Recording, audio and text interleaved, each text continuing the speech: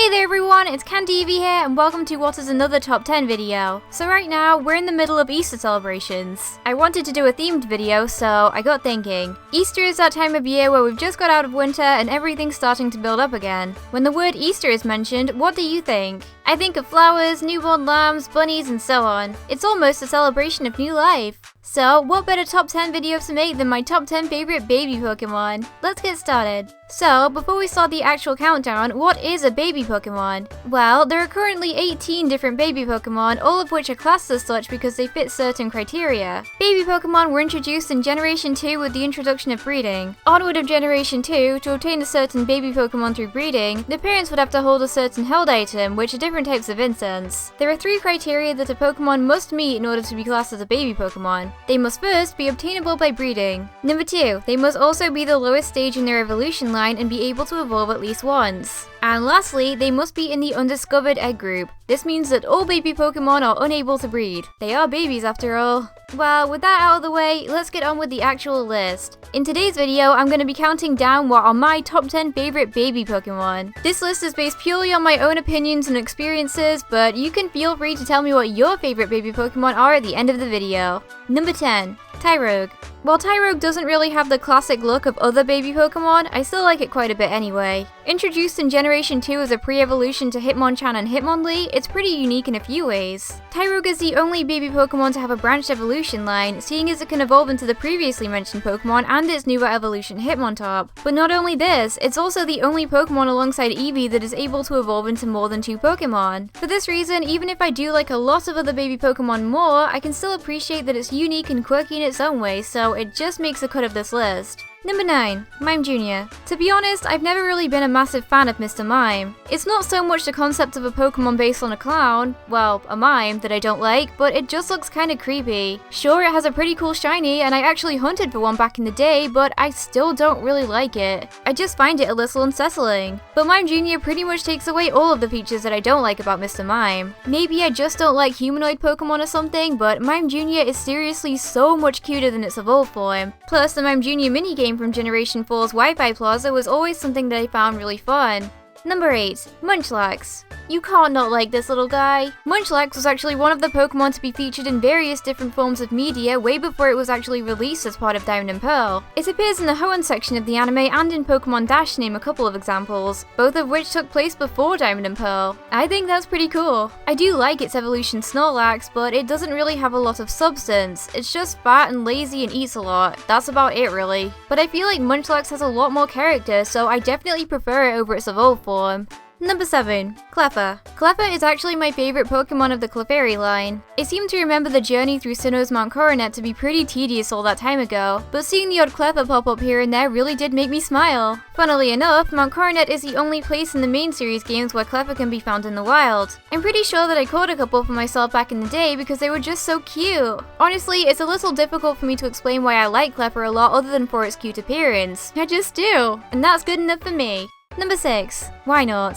To be honest, in-game, I don't really like Wobbuffet very much as a Pokemon. It had a pretty cool minigame in Generation 4's Wi-Fi Plaza, but that's about it really. It's unique in that it learns absolutely no attacking moves and relies solely on a combination of its ability Shadow Tag, Counter, and Destiny Bond in order to take out opponents. It's a cheap trick and can be pretty threatening unless you know that you can take it out on the first turn. It's known as being infuriating to encounter during Nuzlocke challenges. While Why Not doesn't really improve on this concept too much at all, I just don't find it anywhere near as annoying. So even if I don't like the way that Wynot and its evolution are used in battle, it's still cute enough for me to pick up the egg in Laveridge Town every time. Maybe Wobbuffet's expression just puts me off or something, but Wynot is so adorable that I can't hate it. I also really like how Mirage Island, no, not that one, the original Mirage Island from Ruby and Sapphire is full of nothing but Wynot. Without a doubt, the most elusive location in Pokemon is filled with nothing but Wynot. It's almost funny. And judging by its expression, I think that Wynot agrees with me. Number 5.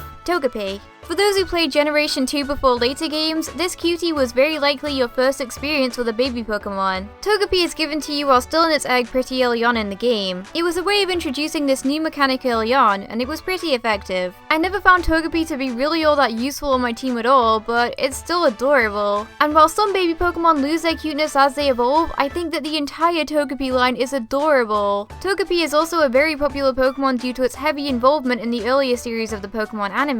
It was one of the few Generation 2 Pokemon to be shown in the anime before Gold and Silver were actually released. But anyway, I like Togepi as a Pokemon, which is why it's ranked pretty highly.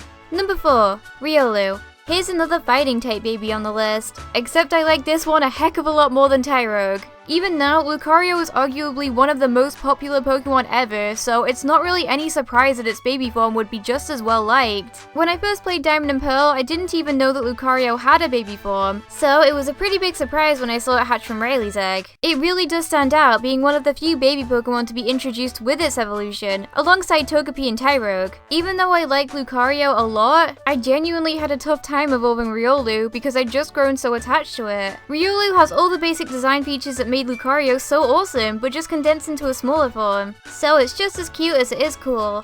Number 3. Mantake. Pretty odd pick, I know, but Mantake has really grown on me over the years. When you think of cute animals, manta rays aren't exactly the first thing that comes to mind, but Mantake is just so cute! Even just looking at its back sprite is enough to make me smile every time. I'll always remember making the trip up to the Pokemon League in Diamond and Pearl and just being greeted by this cutie. It was definitely a nice change from the usual Tentacool and Tentacruel. I also like Mantake a lot because it doesn't make the same mistake as Slowbro. Mantake's evolution Mantine, like Slowbro, features another Pokemon in its design. With Slowbro it's Shelter, and it's known that Slowpoke requires a Shelter bite in order to evolve. This is complete trubbish, by the way. Slowpoke evolves at level 37 regardless of what's in your party. Mantine, on the other hand, is shown to have Remoraid on its body as part of its design. And so, introducing a pre-evolution to Mantine without this feature would make you assume that it would require contact with Remoraid in order to evolve. And it actually does. Mantake can only evolve if there is a Remoraid in the party. While I understand that this mechanic would probably have been a little too complicated for Generation 1's capabilities with Slowbro, just the fact that they actually made this same concept into an in-game mechanic really does feel oddly satisfying for me.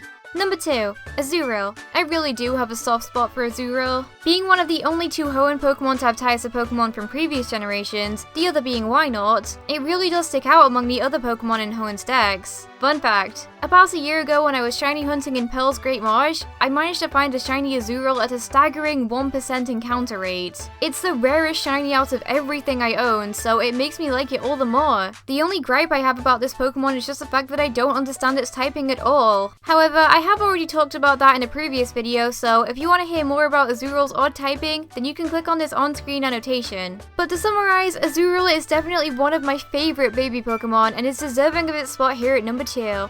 And my favorite baby Pokemon is Pichu. As the very first baby Pokemon in the National Pokédex, Pichu was undoubtedly intended to represent the mechanic of baby Pokemon and breeding as a whole in Generation 2. What better way to introduce the concept of baby Pokemon and breeding than to make a baby form of the franchise's mascot? And it's not the only time that this has happened either. When introducing the concept of fairy types in Generation 6, they made a fairy type evolution to best showcase this, as Eevee and its evolutions are extremely popular. And it worked. Pichu does get left behind in comparison to its evolution Pikachu, but it's nowhere near as snubbed as Raichu. I also really like the gimmick Pichu introduced in Heart Gold and Soul Silver, being the spiky ear and shiny Pichu. Plus, I grew very attached to the ukulele Pichu in Pokemon Ranger Guardian signs, and I always really look forward to being able to use them in captures. But to summarize, Pichu's overall adorable design and the way it's been featured so effectively in a ton of games makes it my number 1 pick.